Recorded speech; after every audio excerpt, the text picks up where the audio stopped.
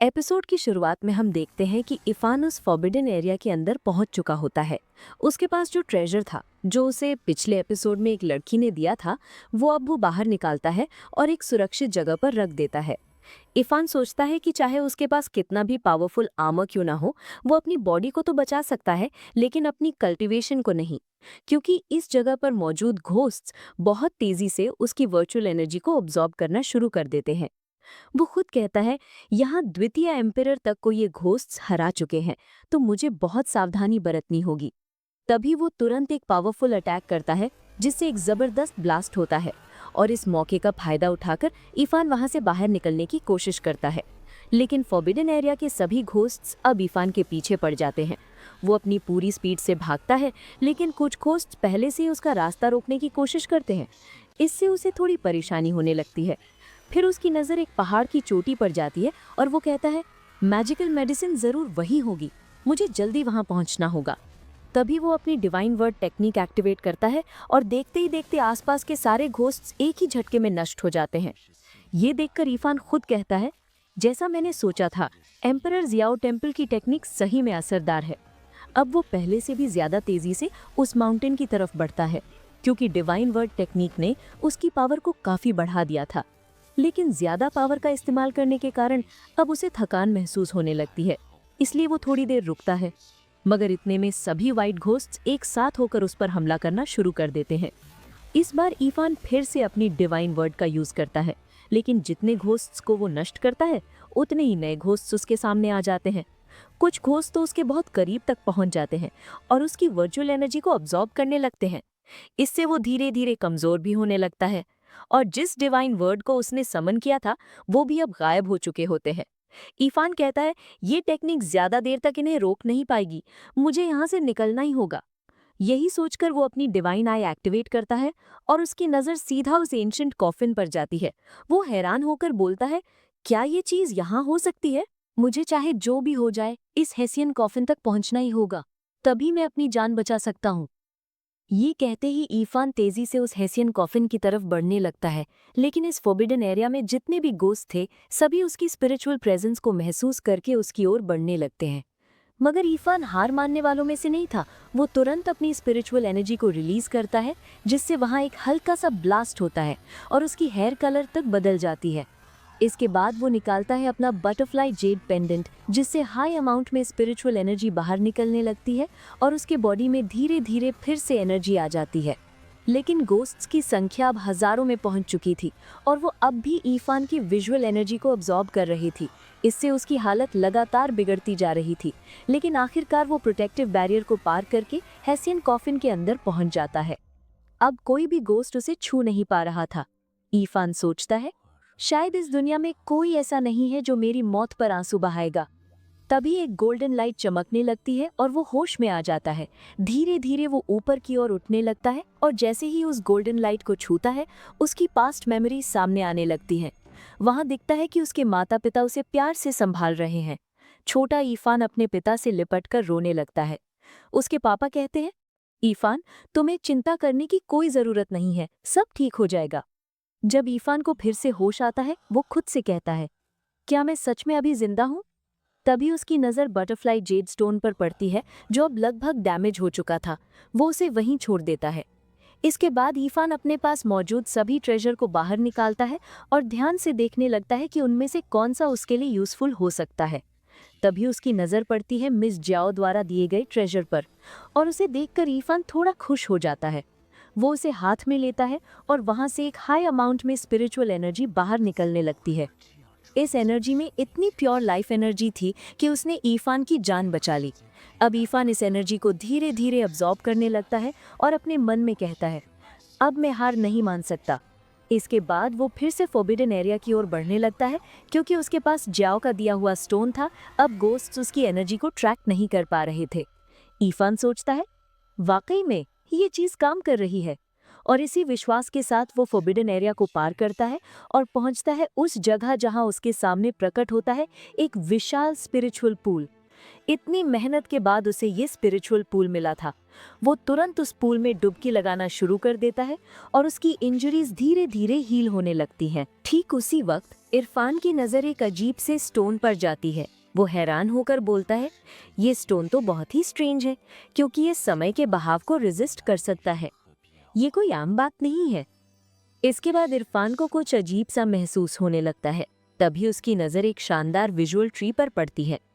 उसे देखकर इरफान खुश हो जाता है और उस पेड़ से एक विजुअल फ्रूट तोड़कर वहीं बैठकर कल्टीवेशन करने लगता है। इससे उसकी बॉडी तेजी से हील होने लगती है। वो बोलता है, ये फ्रूट सच में हेवन और अर्थ के रूल्स का एक हिस्सा लगता है। फिर वो हमें स्पिरिचुअल फ्लावर्स और फ्रूट्स के बेनिफिट्स के बारे में बताने लगता है, लेकिन वो खुद से सोचता है कि मुझे ज़रा भी गलती नहीं करनी चाहिए, नहीं तो नुकसान बहुत बड़ा हो सकता है। इसलिए वो डिसाइड करता है कि पहले मुझे उस एंशिएंट कॉफिन के पास जाना चाहिए जो डिवाइन ऑरा से प्रोटेक्टेड है। लेकिन वो थोड़ी देर बाद दुखी होकर कहता है, ये कॉफिन में हिला भी नहीं सकता, और फिर थोड़ा डिसअपॉइंटेड हो जाता है। तभी उसकी नज़र एक और ट्रेजर पर जाती है और वो बोलता है, आखिरकार मुझे ये मिल ही गया, लेकिन इसे इस्तेमाल कैसे किया जाए। इसके बाद वो कॉफिन को खोलने की कोशिश करता है और थोड़ी मेहनत के बाद वो उसे थोड़ा खोल भी लेता है। अंदर से एक भयंकर टेरिफाइंग एनर्जी बाहर निकलती है। इरफान कहता है, शायद मेरी पावर अभी इतनी नहीं है कि मैं इसे पूरी तरह से कंट्रोल कर सकूं, लेकिन मेरे पास एक और रास्ता है। फिर वो अपनी एनर्जी यूज करता है और कॉफिन को खींचते हुए घोस्ट्स की ओर ले जाता है। हालांकि उसका वजन बहुत हैवी होता है, लेकिन घोस्ट्स को देखते ही इरफान अपनी पावर और ज्यादा बूस्ट कर देता है। कुछ ही समय में इरफान उस कॉफिन से सभी घोस्ट्स को डिस्ट्रॉय कर देता है। वो थोड़ी राहत की सांस लेता है। इसके बाद वो दोबारा से कल्टीवेशन शुरू करता है और इस बार उस विजुअल फ्रूट की एनर्जी को अब्जॉर्ब करता है। इससे उसकी एंशिएंट हो रही बॉडी में बहुत हाई अमाउंट में स्पिरिचुअल एनर्जी भर जाती है, जिससे उसकी बॉडी और भी ज़्यादा पावरफुल बन जाती है।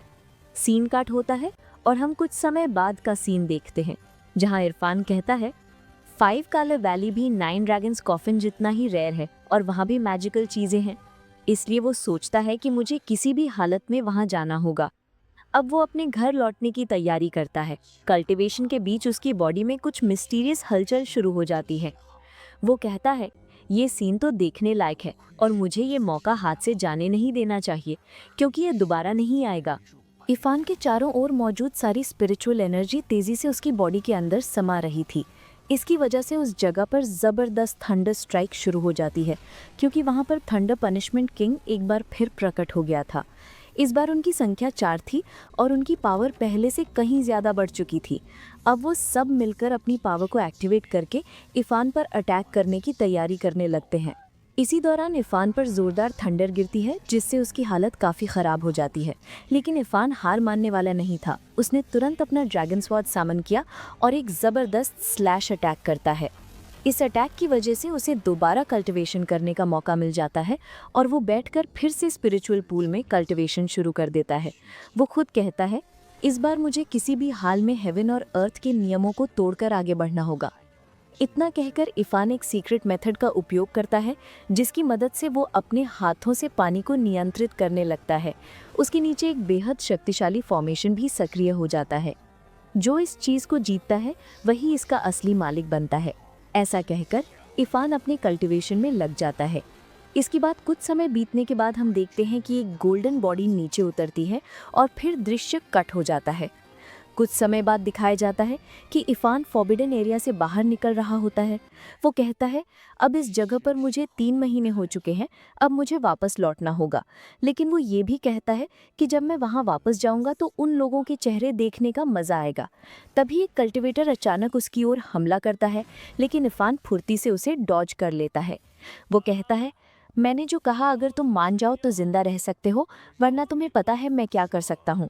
इसलिए तुम लोगों की भलाई इसी में है कि यहाँ से चले जाओ। तभी एक एल्डर वहाँ आता है और कहता है, इरफान बहुत हुआ, अब मैजिकल मेडिसिन हमें लौटा दो। इफ़ान जवाब देता है, तुम सबकी पावर मेरे सामने कुछ नहीं। ये सुनते ही सभी गुस्से में आकर उस पर हमला कर देते हैं और एक कल्टीवेटर तो अपनी पावर से एक फॉर्मेशन भी समन कर लेता है।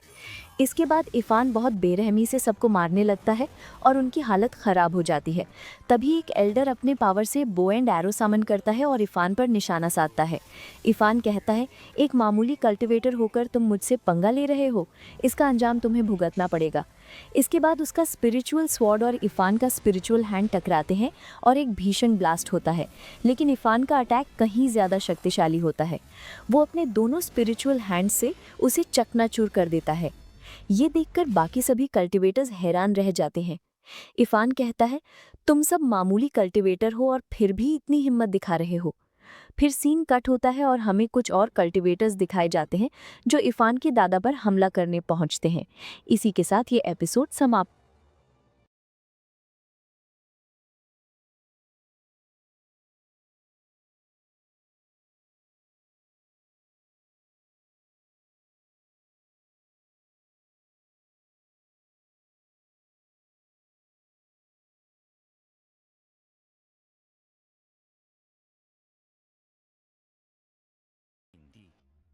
可等待他们的却是无情的杀戮。最终，